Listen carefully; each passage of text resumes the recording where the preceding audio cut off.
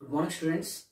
Geometrical కన్స్ట్రక్షన్లో ఎక్కువగా 90% మనకి షార్ట్ క్వశ్చన్ వచ్చే ఏరియా ఏదైనా ఉందంటే అది మనకి regular polygons. So regular polygons నుంచి మనకి షార్ట్ క్వశ్చన్ వచ్చే ఛాన్స్ ఉంటుంది.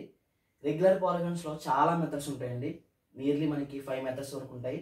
Inscribed circle method, semi circle method, angle method, general method and circumscribed method అని చెప్పేసి ఇలా 5 మెథడ్స్ ఉంటాయి.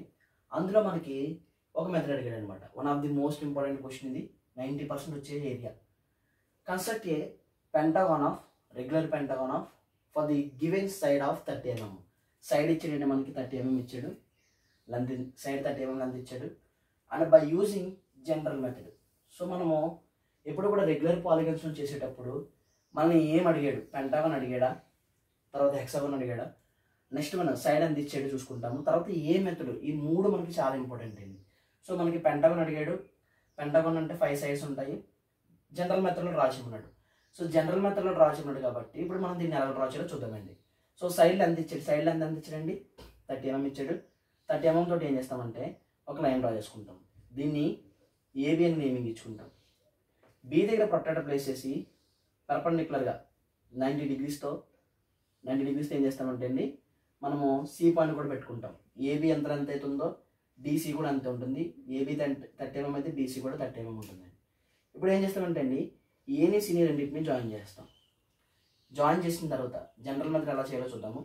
ఇప్పుడు ఏబిలో ఆఫ్ అంటే ఇదండి, మోర్ దెన్ ఆఫ్ తీసుకుంటాము. మోర్ దెన్ ఆఫ్ తీసుకుని ఏ సెంటర్ చేసి పైన ఒక ఆర్కు కింద ఒక ఆర్కు కట్ చేస్తాము. బి సెంటర్ చేసి పైన ఒక ఆర్కు కింద ఒక ఆర్కు కట్ చేస్తాము. ఆర్క్ సెట్లు కట్ చేసేటప్పుడు లోపలికి వస్తుందండి, ఎవరు కూడా కంగారు పడద్దు. తర్వాత నెక్స్ట్ ఏం చేస్తామంటే అండి ఆ ఆర్క్ సెట్లు చేసిన రెండింటిని కూడా మనం జాయిన్ చేసుకుంటూ వెళ్ళిపోతామండి. రెండింటిని కూడా ఎప్పుడైతే మనం జాయిన్ చేసుకుంటూ వెళ్ళిపోయామో మనకి ఏమవుతుందంటే అండి ఈ ట్రయాంగిల్ దగ్గర ఏసీ అనే లైన్ ఒక చోట మీట్ అవుతుంది. దీన్ని మనం ఏమనుకుంటాం అంటే 4th పాయింట్ అనుకుంటాం. ఎందుకు 4th పాయింట్ అనుకున్నాం అంటే ఆల్రెడీ మనం ట్రయాంగిల్ డ్రా చేసామండి. ట్రయాంగిల్లో మనకి 3 సైడ్స్ వచ్చేసినాయి.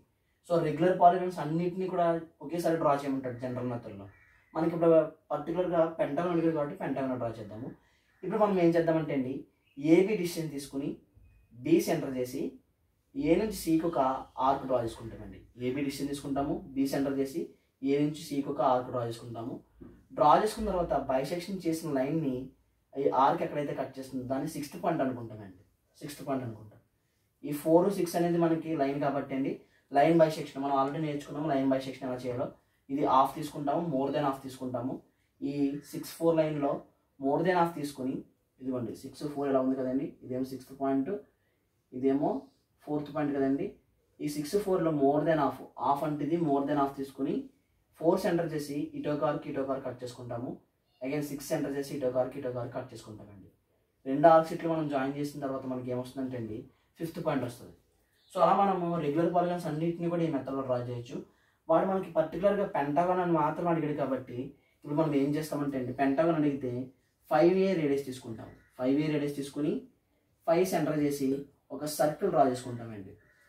5A రేడియస్ తీసుకుంటాము, 5A సెంటర్ చేస్తాము. 5 సెంటర్ చేసి మనం ఒక సర్కిల్ని ఏబి టచ్ అయ్యేలాగా ఒక సర్కిల్ మనం డ్రా చేసుకుంటూ వస్తుంది. ఇలాగా ఏబి లైన్ టచ్ అయ్యేలాగా ఒక సర్కిల్ మనం డ్రా చేసుకుంటూ ఇలా వస్తాము. ఎప్పుడైతే ఏబి టచ్ అయ్యేలా మనం సర్కిల్ డ్రా చేసుకుంటూ వచ్చామో ఆ ఏబి టచ్ అయ్యేలా ఇలా డ్రా చేసుకుంటూ వస్తామండి.